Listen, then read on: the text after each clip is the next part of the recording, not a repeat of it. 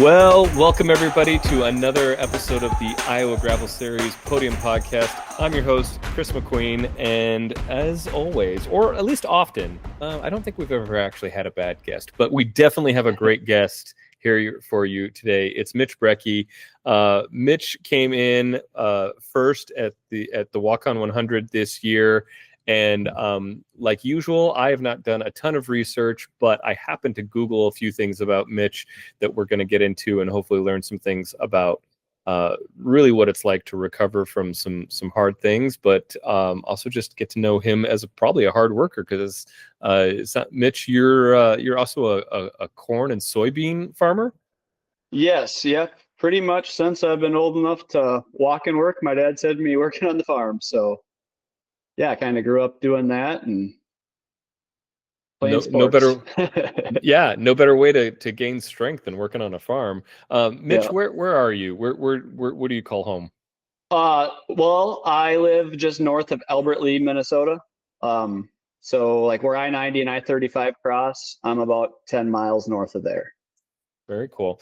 So let's start from the beginning. How did you get into cycling? What's your first cycling, riding a bike memories? Oh man, when I was a little kid, I was riding my bike all over. I was riding on gravel roads on a little BMX bike when I was 5, 6 years old, back and forth to my grandma and grandpa's a couple miles away. And then I actually did race a little bit of BMX in probably like 5th, 6th grade, 7th. Then I got more into wrestling and football and got pretty serious with wrestling.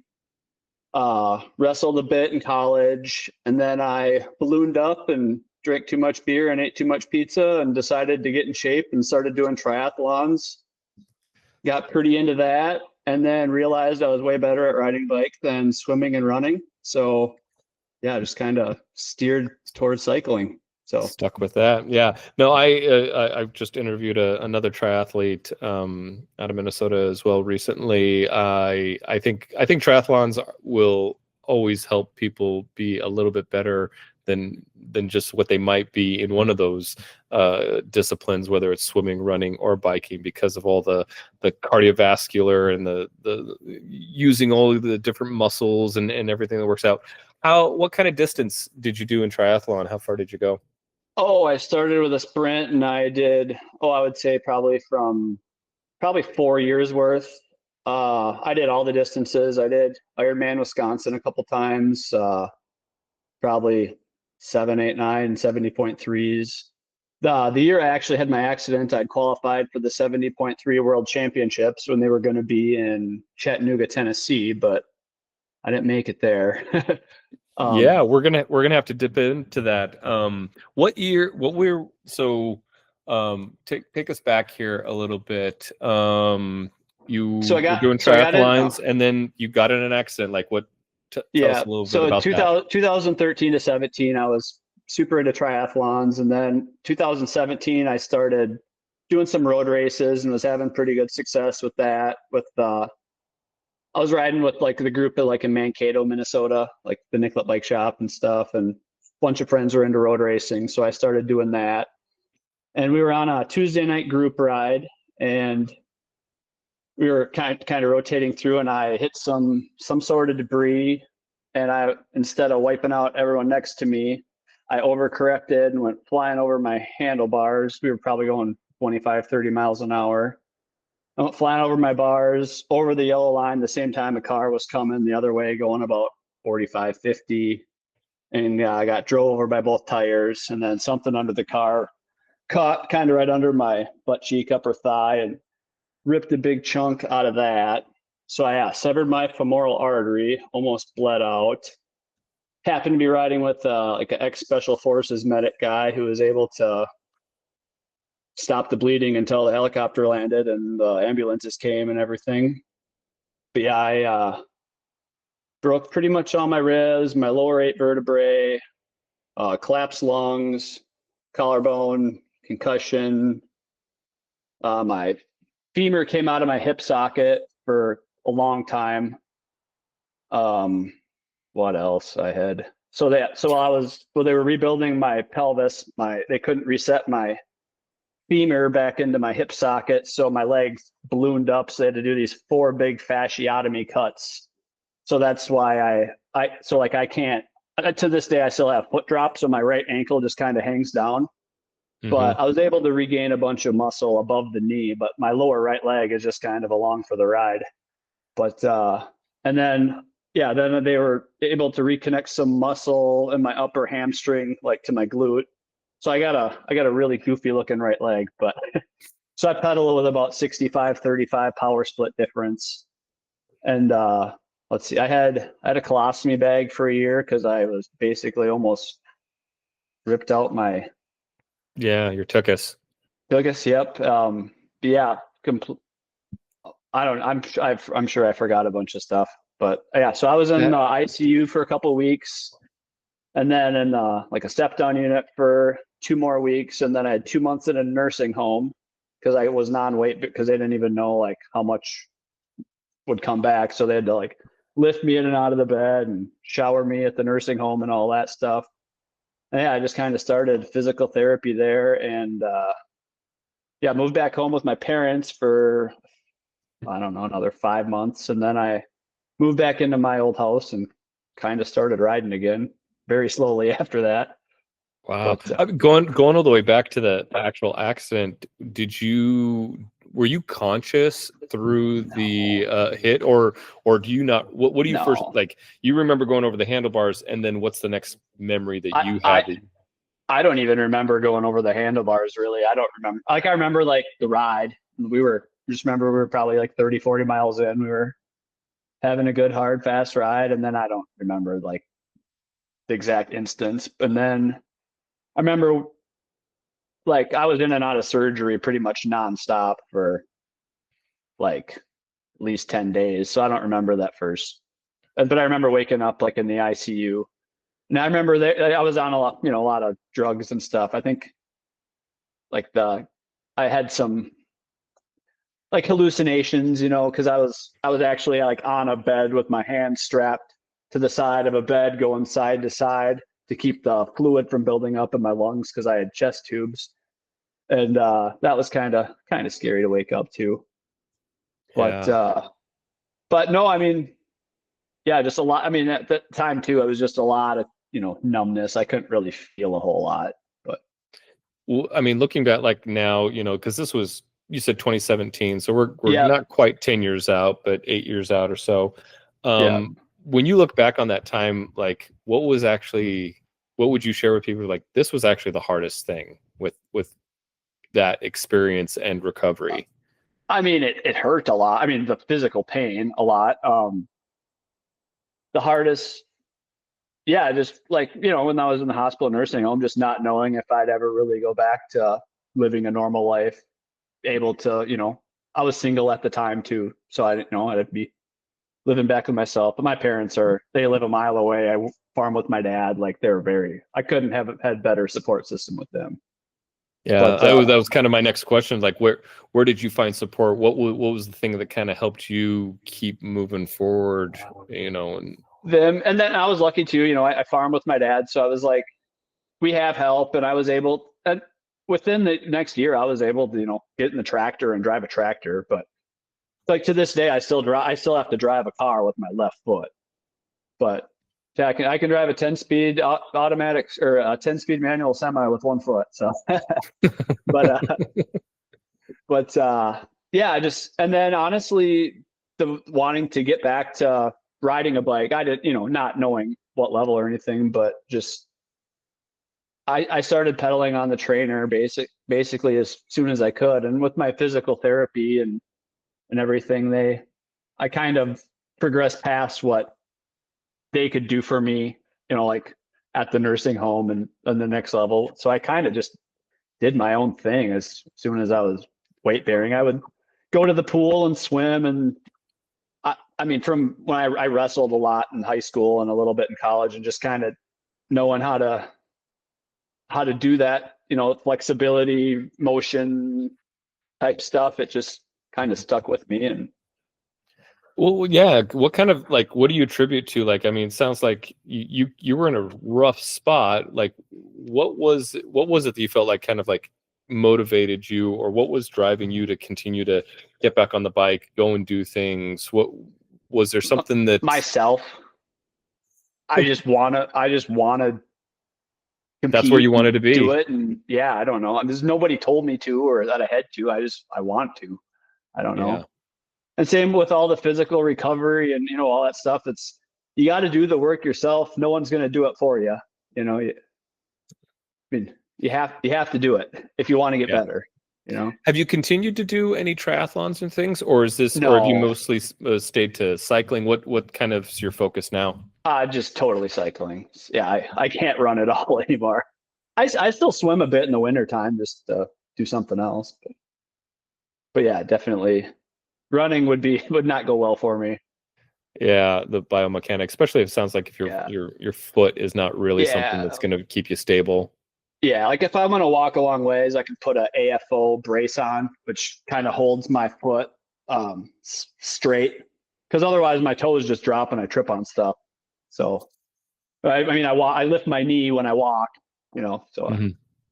but yeah, because right away I started with a walker and then 2 canes and then 1 cane and then just kind of I wear the brace if I'm walking a bunch, but like if I'm sitting a bunch, it's kind of tight and it's still a lot numb. And honestly, I still have a lot of numbness and pain, especially if I'm like sitting. Like if I'm moving around, I feel a lot better. Oh, that's kind of a great motivator, isn't it? Yeah. So my wife, she's a paraplegic, and so she's been in a wheelchair for over 20 years now. And one of the things that she struggles with is a bit of nerve pain. And the thing that, like, she's incredibly active. She's raised 5 boys. She runs her own business and everything. And I mean, as terrible and as painful or as constant that nerve pain is, it's also in some ways we talk about, and she'd tell you the same thing, a little bit of a blessing, because by going out and doing something else, it takes better. away, it feels better. Well, it's not that the pain goes away, but it's just not the focus. Yep. And by being able to control and put our focus in something else, it's something like, you really can be blessed sometimes by pain a little bit. I mean, obviously I'm not going to say that for everybody, but in some rare cases, we can be blessed by the pains that we have by finding ways around them to avoid those pains, to fill our life with the good things that we can have. It can be a very weird blessing. Yeah, no, to be honest, I'm more comfortable. My leg feels way better if I'm riding my bike 100 miles than if I'm standing in line for an hour at somewhere, Yeah. Well, let's talk a little bit about cycling. So this year, was this the first time you'd ever been on the Iowa Gravel Series? I did Waukon 100 twice. So I did it this last year, and then can't remember if I did it the year before or 2 years ago. 25, and I did it in 23 or 24. I can't remember, but I think I was like 5th or 6th place that other year. That's when Nate Kohlbaum kicked everybody's butt that year. Yeah, classic Nate Kohlbaum. He comes in and just sweeps up everything, and you either stay on his tail, and I think that's. Oh no, I wasn't on his tail. I was dropped. But tell me a little bit about your racing season this year. Was this a big event for you? What was kind of your A event? I know at least one thing, because like I said, when I was Googling you, a few things came up, and one of them was Gravel National. So I definitely want to hit on that. But what were some of the other races that you did this year that you enjoyed? Okay, let's see. Going back I did Serum down in Des Moines area. That was a fun race. For those that don't know, Serum is a kind of the earliest gravel race for the season. It happens in February, and sometimes, actually, the last few years, it's been really, really pleasant. Blessing, curse of global warming, but it's a local favorite because it's just been around forever. I think it's 15, 16, 17 years now. Yeah. That one's, I've done that a few times. Yeah, it's always fun, and met a lot of cool Iowa people just from doing that. Let's see. Then I went down to Mid-South, and that didn't happen. What didn't happen at Mid-South? Because the fires. Yeah, that's right. This year. Yeah, went down with a bunch of friends. There was we had two groups of us that came down from, southern Minnesota, and yeah, went out for the ride free ride the morning before. It was super windy, and they said, "Oh, it's red flag warnings." And then we went to go pick up our packets, and we didn't quite make it to the front of the packet pickup line, and they're like evacuated the expo, and tents were flying, and we helped hold down the Silka tent. And then we went back to our hotel and just kind of had our stuff packed, ready to go. Some hotels were getting evacuated, but we were on the opposite side of town, so we weren't really close to any fires. So we actually left that morning and drove to Emporia and rode 100 miles there and stayed at a hotel in Kansas, and we're home Sunday by noon. But yeah, you're like, well, we'll just make our own sort of event or things like that. Yeah, that I'd forgotten. Yep. I'd forgotten that the fires happened at Mid-South.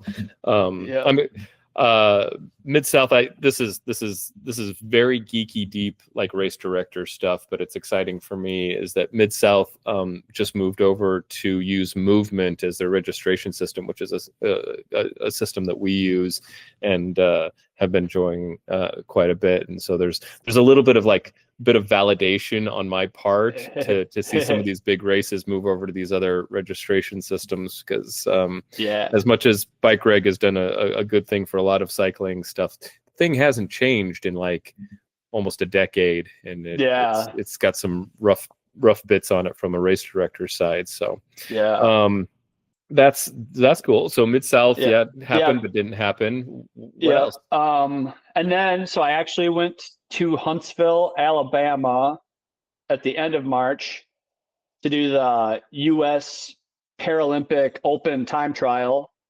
And that's where I actually got classified. So there's paracycling, there's like all these different categories. So C is for upright cycle, and that's a 1 through 5, 5 being the least impaired, 1 being the most. So I got classified as a 4, so a C4. But then they have like the hand cycles, and then the blind, visually impaired tandem, and they also have trikes. But so I did nationals the year before, just as like they kind of give people you send them your medical records, and they give you a temporary, so I was a 5, and then they did the evaluation and decided I was a 4. So I did that. I won the 4s, but they had the World Cup was in Belgium in May that year or last year, and I too busy with farm stuff and to even pursue that. And the time standards, I wasn't sure if it's all super complicated for the World Cup and World Champs and qualification processes. It's constantly changing.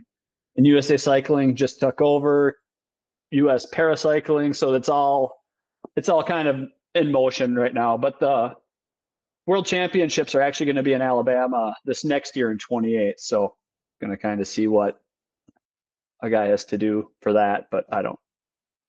Do you think you'll have to continue on with some? Will you have to requalify? You think by racing? Yeah. So your 25 win isn't going to continue on into 2028 or anything. You're gonna have to keep racing and. Yeah, and a lot of the guys that had previously been on the world champ teams and stuff, they weren't at the 25 one, because some of them had. The 24 was a big year with the Olympics, Paralympics, and stuff. So. This is kind of an off year, but it was fun to kind of actually get my certification part done. So I've been nationally classified, but I haven't been internationally classified yet. So a lot of hoops to jump through still, but. You would really, if timing worked out, and of course racing being what it is, you have to, you never know what's going to happen on race day, but this is something you're going to continue to pursue. You'd like to see yourself in a World Cup sort of environment racing. Yes. Yeah. Yeah. That's really cool. Looking back a little bit, does it surprise you if you thought about, Mitch growing up on a farm with his BMX bike going down the gravel road, and that someday, he might be in a world-class race competing against some of the other folks that are, equally as passionate about it? I mean, did you ever imagine that, or was that maybe far from the possibilities? No, but I've always been I get into something and I really dork out on it and kind of obsess. So Yeah, yes and no. I don't know. Yeah. Well, let's But dork out about a few other oh, things. I always yeah. love to dork out about training, and I always love to dork out about the nutrition. Oh, So I'm curious, like what's kind of your training pattern now? What are you currently like thinking about and learning as you continue on with your training and prepare for these other races that are hopefully in oh, your future? well, like the last year and a half, I've been using like that Coach Cat AI coaching, and that had been working good. But I actually, the last couple of weeks, I just one of my buddies who races professionally, Joe Gettle is his name. Uh, I'm he's going to be coaching me to hopefully get my time trial and short road racing kick a little bit better to see what happens with some of this paracycling stuff. So I'm going to be in for a winter of a lot of intervals. Oh, But gotta love the intervals. I guess yeah, with your known imbalance in terms of power output and everything, what are you focusing yeah, on to try and like use what you have, strengthen what you need to? yeah. What's kind of your strategy going into that? So far it's been a lot of core work, which I need to do. I'm lacking that. I've been lifting weights, some, but yeah, he said it's not necessarily like the one-legged pedaling drills and all that. Just said just do your normal thing, and we're just going to make that stronger. Mhm. But it's still kind of learning what I haven't worked. I've never worked with a coach, so it'll be fun to see what happens. But Yeah. I mean, in some ways coaching is great. If you can turn your brain off and just be like, yeah, my job is just to do whatever my coach tells me to do and do it as best as I can, yeah, that's yeah, I've been told when I've been coached that like the best times when my coach is the most happy with me is when I just act like an idiot. Just be like, yes, yeah, sir. Just like you just be dumb and be yeah, like, yep, whatever you do, yeah, whatever you want me to do, I'll yeah, do it. yeah. Um, I was gonna say, well, but one other thing. So yeah, but so back to racing last year. So yeah, I did that. That was in March, and then in June I did a couple like local Minnesota gravel races, and I did Iowa Gravel Series, and then like the Minnesota State Road Race, and then I went up to Fort Collins and did Foco Fondo long course, won the para category in that. Then I did Day Across Minnesota, and oh, then I did Gravel Worlds 150, won the para category there. And then I did Gravel Nationals and got my Stars and Stripes jersey for that. So yeah, I raced a lot last year, but congratulations. Yeah, those are some big races. I mean, you had some separation between Gravel Worlds and Gravel Nationals. yeah, Yeah, how were you feeling in coming to those? Because Gravel Worlds this year actually I think it was a made it. little bit wet.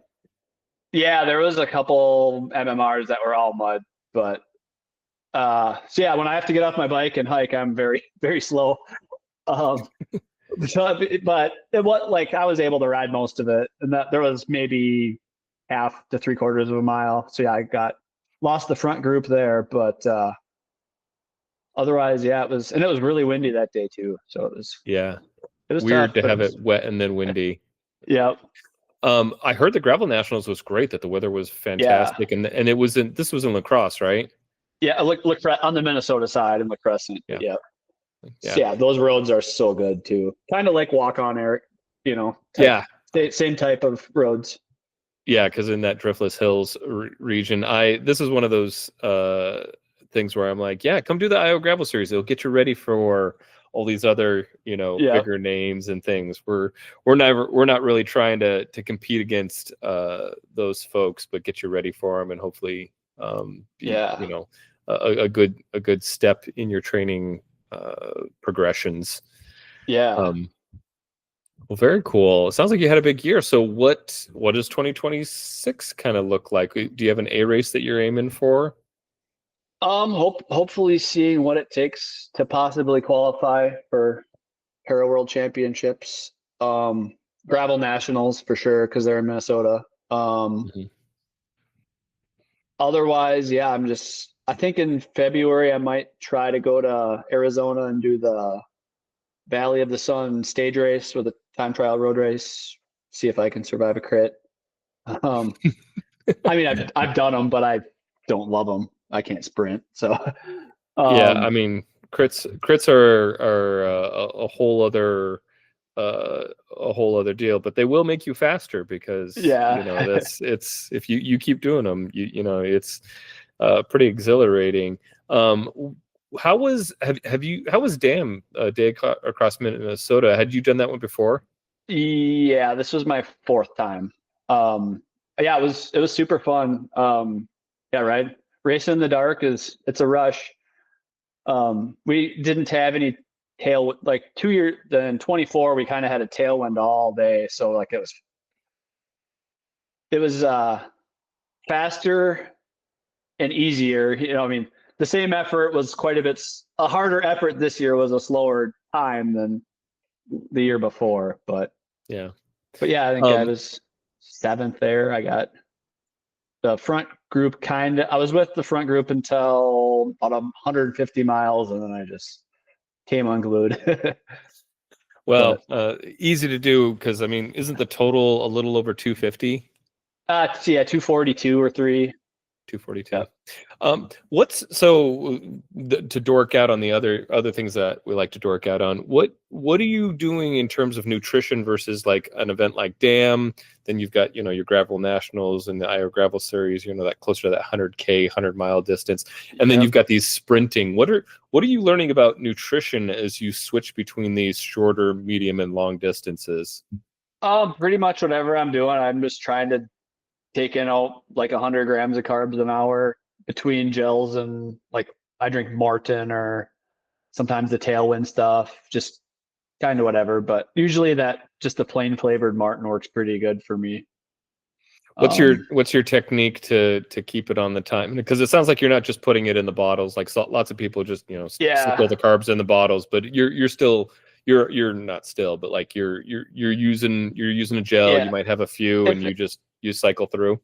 Yeah, like if it's hot, like a lot of times if we're a long race, I'll do a pack and I'll put 4 packs of Martin in the pack, so I'll have like 350 grams of carbs in that, and then I'll have a bottle with electrolytes, and then maybe one bottle of water for squirting on your face and swashing, and then still trying to take some gels with some caffeine once in a while too, and yeah, just pretty much eat as much as you can whenever you can. If you have to What think what about it, just eat. Yeah, exactly. You're like, yeah, should I eat? Yes, I should eat. That's the Yeah. answer. What's your caffeine tolerance with something like Dam where you're riding through the night pretty much? What do you have to caffeinate heavily, or do you find that you don't need much to stay up through the night? I mean, no, I start the race, with like I had like a Martin drink mix with the caffeine. Like I always drink a full bottle with like 80 grams of carbs, like 15 minutes before my race starts, pretty much no matter what distance I'm doing. And then I'd say every couple hours I'd have a gel with like 100 milligrams of caffeine. I mean, nothing crazy. I think what's coffee, like 75 in a cup of coffee or something. So pretty much like Yeah. having a cup of coffee every hour or two. I don't know. Yeah, I had my first effort a couple years ago to do kind of overnight. I knew I wasn't probably going to do all of Iowa Wind and Rock. I don't know if you're familiar with that one. Yeah, I've heard of it. Yeah, I'm familiar with it. I've never done it, but yeah, Yeah, I mean, if you do the full thing, it's 340 miles and you don't know where you're going yeah, because it's all going to be handed to you on cue cards ahead of time. And yeah, Sarah Cooper and Steve Fuller do a fantastic job of making sure that is an event that is um, both difficult and rewarding and well supported in a way that you feel like you're completely alone and you could die. It's a wonderful, beautiful mix. I'm a big fan. But I started out. I think I ended up with like almost 900 milligrams after I totaled it all up of caffeine. I'm like, I don't drink caffeine much at Oh all, and yeah, so it was it was a it was quite a rush. I was very chatty on that ride. yeah, It's yeah. it's fun things. So what I guess as you're going into this next season and everything, what are you thinking about the most? What are you learning? What are the things that are still kind of like surprising you as you're continuing on this cycling career? Oh man, I don't know. That's a good question. Yeah, just learning what your body can do. You can do a lot of things that are harder than you think you can do if you're fueled up for it and you're mentally ready to do it. And yeah, just the bikes themselves, and the gear just keeps getting better and faster, and wheels, tires, frames, drivetrains, all of it. I don't know. I love nerding out with that stuff too. But Do yeah, do you find that most of your community is involved in, or like the people you hang out with the most are involved in cycling, or do you have, no. a kind of like there's like the cycling world and the farming world, and you're kind of like Yeah, this little sliver in the Venn diagram that kind of yeah, overlaps the two. What do for sure. what do the people in your farming world think of when they say, "Oh, Mitch has a big race. I guess he's gonna go do this, and he's really good at it." Like, Yeah. how do they react to that? Yeah, they just think I'm crazy. There was, or they see anytime anyone sees anybody on a bike on a road around here, there's, I saw you riding the other day. Half the time, but there's people in Albertley that go for rides, and different people passing through it. I saw you on the highway the other day. I was like, no, it wasn't me. But yeah, no, You cyclists, you all look the same to me. yeah, but yeah, no, they just know it's what I'm up to. It keeps me out of trouble. Oh, that's a good thing. Yeah. Have you had any success converting some of your farming friends over to going out and riding with you, or is it still a hard sell? There's like one or two buddies that have done a little bit of it, but no, not really. The what I guess nobody really asks about on the flip side, where you're like, hey, have you gotten any of your cycling buddies to go and buy a farm and start farming and working on things? I mean, we don't ask No, about that, do we? no, not at Is there all.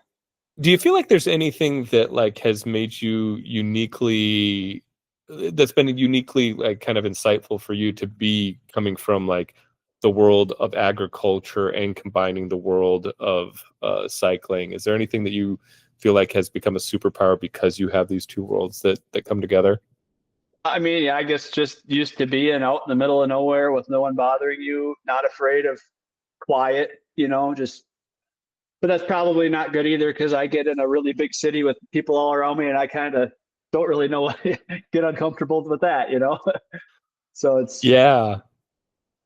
like, I don't know. Otherwise, yeah, like when I'm with a group of people in a gravel race, and you see tractors and all that stuff, I'm usually know what they're doing, or probably how they're going to react, and that kind of a thing. But Does kind of help out, especially here in the Midwest. yeah, It has been fun to get to know. I did not grow up in the Midwest, and so for me, it's been a lot of fun to learn how to appropriately pass, appropriately approach, and waving at the right time and in the right way to yeah, make it all clear that like, yeah, we're okay. You keep doing your thing. I'm gonna keep doing mine. We're gonna be fine, and yeah. nothing's gonna be bad happening. But I will say, with some of those big tractors, when they came down the road the first few times, and I was coming up on them, I wondered, oh my dear goodness, like, how do I keep from getting squashed by one of these things? The good news is they are not quiet. Like, you can't No, really miss them at all. no. Well, Mitch, there's one question that I always like to ask folks, and it's the magic wand question. And I know I didn't give you a lot of prep on this one or anything, but as you think about cycling and the world that you've in, the fact that you've had to come from injury and come back, and as you get into the world of paracycling and then working with all these different types of events, is there something that you kind of like in your heart of heart wish could just magically happen in the cycling world that you think would make it, better or at least easier for you? Well, it'd be nice to just be able to ride on any road anywhere and not have to worry about distracted drivers.